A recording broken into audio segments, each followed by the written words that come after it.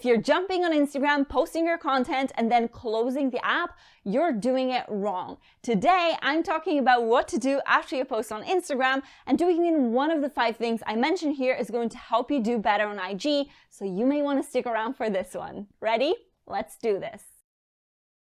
Hi my lovely people, it's Natalia and welcome back to my channel where I share super action ideas on content creation for entrepreneurs and creatives. And I'm so excited today because we're talking about what you should do every time right after you post on Instagram. And I know from performing audits or simply looking at different profiles that not everyone does this, and it's definitely a missed opportunity. I believe that if you set up a small routine for yourself every time you post, you're going to see how much better your post can do and how engaged your audience becomes. And each and every one of those activities is going to maximize your chances of success on Instagram, provide you with some valuable information that's going to improve your content in the long run, and as a result, improve your overall strategy. And I love getting straight to the point on this channel, so let's jump right on in. Number 1, add to your story. The very first thing you want to do is to share your new post to your story. Most importantly, this increases the chances of getting more eyes on your new piece of content. And both stories and the feed have different algorithms, and even though your post will be shown in the feed to people who are most likely to enjoy it and interact with it, if you choose to add it to your stories as well, there will potentially be a different set of people who may see it this way. There's a wide variety of people on Instagram. Some of them will prefer to consume content on the feed, some jump in and mainly watch stories, some will even be scrolling through Explore page to discover new creators. The point is, if you utilize both with your new post, you can potentially cater to more people and catch them where they like to spend their time on the app. And another thing I'd like to mention here is that stories give you another chance to add to the post itself.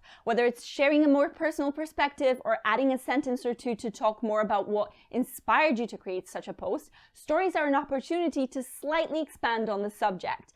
Plus, when you share a post to stories with a strong call to action or a reason for your tribe to really dive into that post, you're increasing your chances of your followers actually interacting with it. This, in turn, of course, is going to really help the post do better in the eyes of the algorithm. And I talked a bit about the algorithm, or I should say algorithms, in this video on how to grow organically on Instagram, so make sure to watch it next. Number 2, reply to comments. Getting those initial comments is always a great boost to your overall engagement and signals to the algorithm that people are interested in your content. And it's great if you respond to those first comments within the hour, but I believe you should try to respond within the first few minutes, and I'll explain why in a second.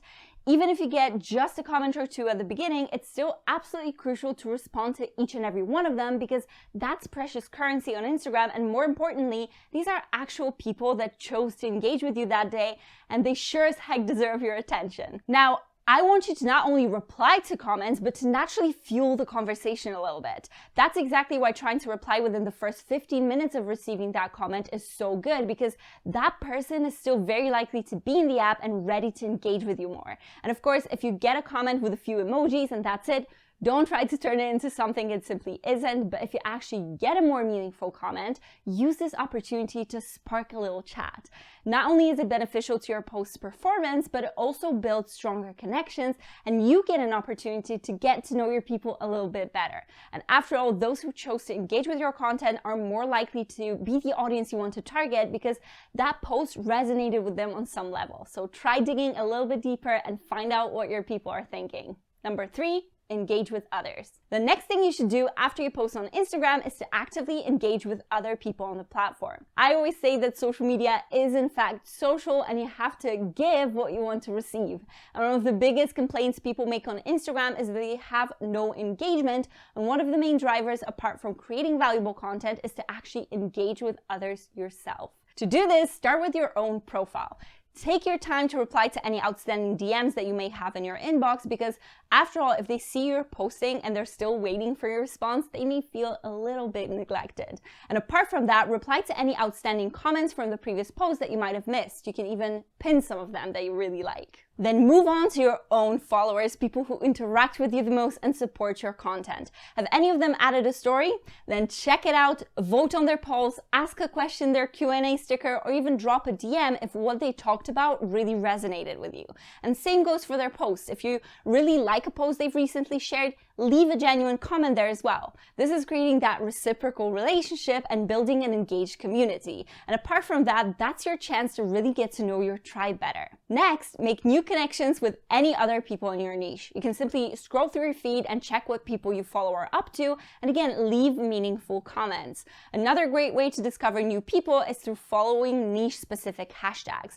What happens then is that you see posts from creators you don't follow who use that hashtag, and it's a great way to find new people and interact with them. Point number 4, distribute your content. I talked a little bit about distribution in my content marketing strategy video, which I highly suggest you watch if you're serious about growing on social media. But of course, that's a perfect chance to chat about this here because I've noticed not many people use it, be it beginner creators or even those who've established themselves to some extent. Leaving content just on the platform it was meant for is a bit of a missed opportunity because you're only relying on the traction you can get there. With Instagram, it's especially important because the lifespan of a single post there is fairly short and you're in constant need to produce more, as opposed to more evergreen platforms like YouTube, for example. So what do I mean by distribution?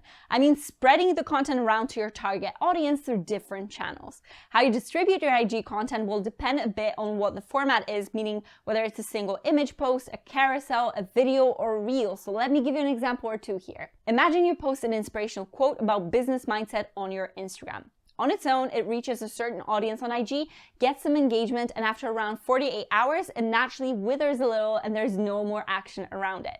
What you want to do is to hopefully add a second boost to that initial interest to get Instagram to show it to more people and maybe even revive that post a little later on. So to do this, you can add this quote post to a newsletter you're sending the week of posting, especially if you talk about something related to it.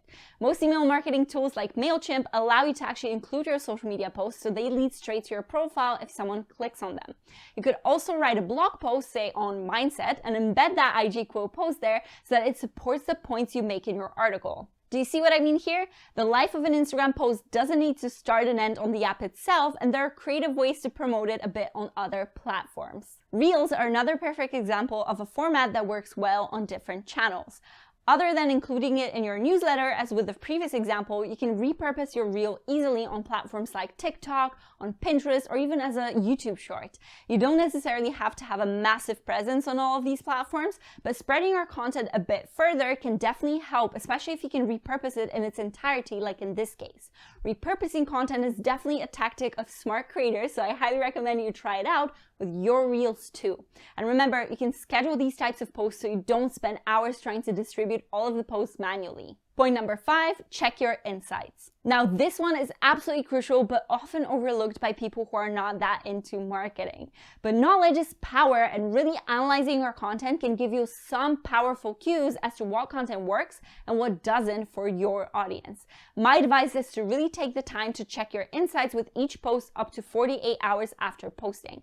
This will give you some important information as to reach, interactions, likes, comments, shares, saves. Basically, it will give you a clear indication as to which posts perform best for you.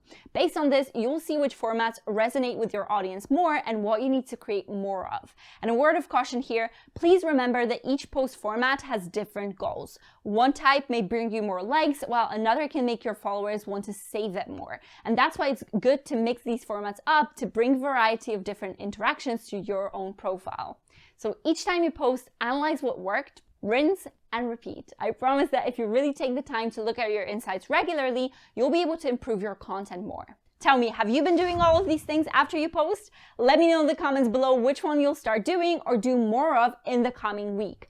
I personally love to distribute my content in different ways, so I'm curious which one of these points resonated with you the most. And oh, if you'd like to find out what to do before you post on Instagram, let me know too so that I know if you want to see it. Make sure to check out this video next, which will help you grow organically on Instagram, and I'm confident is going to be very useful to you. If you're serious about your social media presence, you should definitely have a strong strategy as well, and that's exactly what I cover in depth in that video. Thank you so much for watching. Be sure to subscribe for more actionable content marketing videos.